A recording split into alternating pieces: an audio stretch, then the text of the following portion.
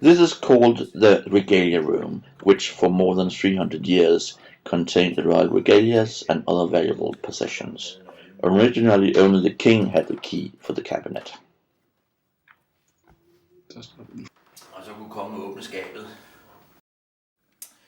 Her skabet var så den her det man If we take a look into the cabinet, we see firstly the little shelf called a pulpit covered with velvet, and on the top 2 platforms for the 2 crowns, one for the kings and one for the queens.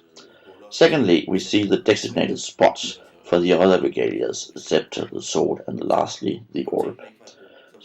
So when not in use, these items were stored here, and surprisingly enough, for the purpose of impressing visitors, there is a little string to the left, which propels the larger of the platforms to spin around, enabling visitors to gaze upon the crown from all angles.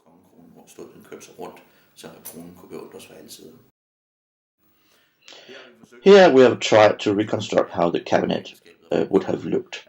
The 2 crowns in the uppermost part, along with the other regalias, and the ampulla used for the anointment of the kings. Directly below, we see the legal basis of the king's power, the royal statutes, a rather uncommon feature for the most absolute monarchs of Europe.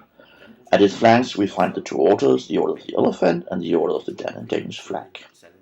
The royal mantle was placed in the back, and above hangs the large amethyst, which was placed in the top of the royal throne during coronations. When you entered the Regalia Room and took a look around, nothing would spring to mind, because the cabinets were closed. When visitors came in, however, the king could pull aside a slight door, enabling him to show off his many valuable possessions apart from the regalias.